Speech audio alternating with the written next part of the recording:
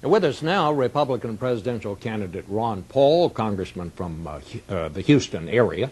Congressman, I have to be honest with you. Until you got on the internet last week and raised about $4 million, I don't think a lot of people took you very seriously. How in the world did you do that? I guess the first confession I have to make is I didn't do it. My campaign people did it. The people who volunteered put it all together. Our campaign had... Did you know this was going to happen? We knew it was going on, and of course we didn't discourage it, but we had no control of it. We didn't organize it, and one individual decided to have a special day, which was November 5th. And who was that? This person? His name is Kleiman, and he's from Miami. I've talked to him once on the phone to thank him, but I've never met him. He's never been involved in politics. And he heard about me, about the war issue, looked up the website. He said, boy, I agree with everything he says. It's the first time he's ever gotten involved. He says, I think I'll raise him some money. And he did it.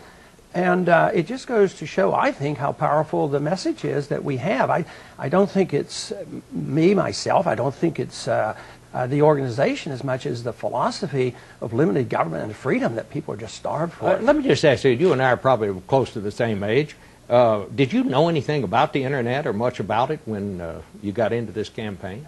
I was pretty much, I wouldn't say that I was anything like a computer expert. I don't know how to program or anything. But I've used a computer, especially since I went back to Congress in '97. That's when I got my first computer, and I used it a lot for basically research. I mean, it's just, to me, unbelievable what you can find out on the internet. It's very interesting. You have advocated pulling out of Iraq. That's right. What do you feel about Iran? Do you see that as a threat to this country? No, I think you don't. No, I think Iran. I think our policy toward Iran is a threat. That's what I fear. You know, I fear that tomorrow we might bomb Iran. That really scares me. But Iran doesn't have a nuclear weapon. Our CIA said they might, and they're thinking about it. But they've committed no crimes. Matter of fact, the UN inspectors say that they have had no evidence that they're working on a nuclear weapon. So the fact that we might bomb them, that our other candidates say that they won't take anything off the table, even the nuclear first strike, that's what really scares me. If we don't like $100 oil, wait till it hits $200 oil if we bomb Iran. So we just leave them there and let them go about their business, and if they get a nuclear weapon... No, we have a more sensible policy. We talk to them, and we trade with them. We remove the sanctions. I mean, the Soviets had 40,000 of them. And, you know, I was called to military duty in 1962 during the Cuban crisis, the height of the Cold War. And we won the Cold War. We didn't have to go to a nuclear war.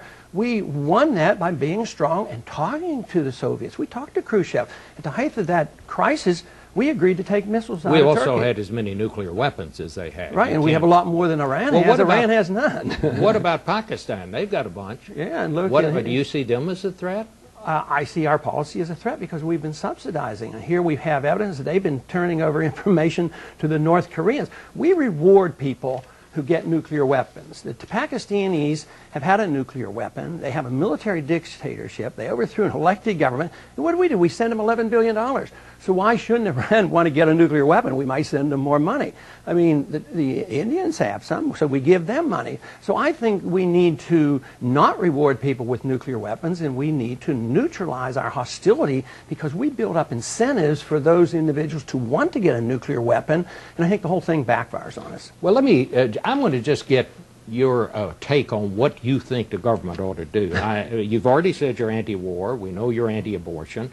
You're anti-drug administration. You're anti-Medicare. I wrote all this down. Let's see. You're anti-income tax. You want to do away with that. You're anti-United Nations. You're anti-World Bank. You're anti-International Monetary Fund. And there must be some other things that you're against. But what is it that you see that the government ought to do besides deliver the mail? Well, everything that you have said, you can turn that into a pro. I'm pro-Constitution. I'm pro-liberty. I'm pro-sound money. I'm pro-states' rights. I'm pro-liberty. I want people to take care of themselves. I'm pro-free markets and private property. I'm pro-Second Amendment. So every time they say you're anti-something means you have to be pro-something. And I think that what is happening today is that people have lost confidence in the government, and they see that what I stand for and what our campaign stands for, this is what has made America great. Freedom is what made America great, not welfareism and socialism and government controls and invading our homes and loss of our privacy. That is what the people don't like. We're going to take a little break here. We'll come back and talk about this some more. Back again with Republican presidential candidate Ron Paul. You do not see the threats to this country that so many others see. Do you think we ought to even have a military, Congressman? Oh, obviously, that's one of the responsibilities we have as national defense, and I think that's where we have fallen down.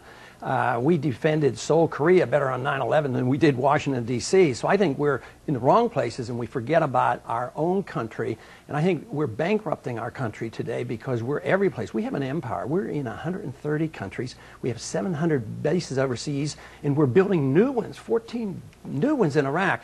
This is why we're in trouble. We have a weakened national defense, and also we're antagonizing those people that we sort of invade and occupy. So what do we build a wall around this country and put all our military here, or you don't want them anyplace else? It wouldn't hurt to bring the military home, but Bring them all home. Sure.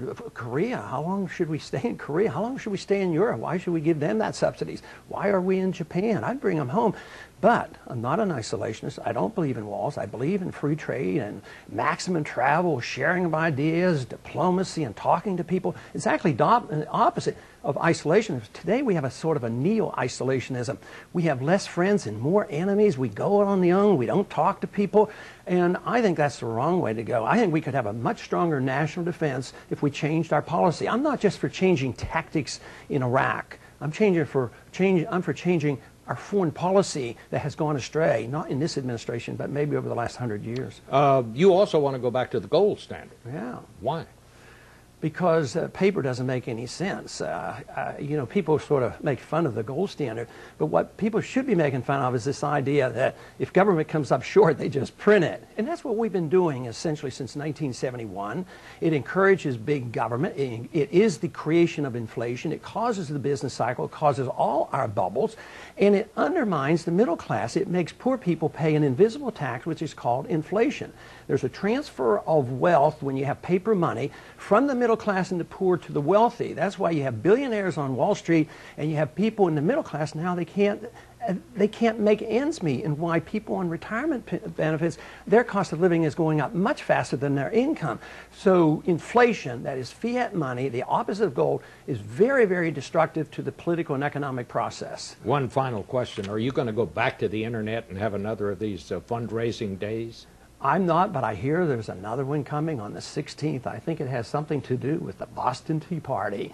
So I'll tell you what, there may be another big day, but and I will be encouraging them, but just because of the laws, they're independent expenditures. I don't know what they're doing, but I mean, it sounds great. So if we have another $4 million day, I guess it won't hurt our campaign. About 30 seconds left. Do you really sincerely believe that you have a chance to get the nomination? Well, I really believe if your name is on the ballot, there is a chance, you know, that might happen. But I'm very realistic.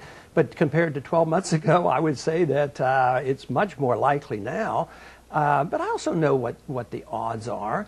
But I'll tell you what, don't try and tell my supporters that there's not a chance, because they believe it. And matter of fact, they're making me a more credible candidate and about convincing me that, you know, I'm taking that risk. My name is out there. I may well win. All right. Congressman, thank you so much for joining us this morning. Thank you. Back with the final word in just a minute.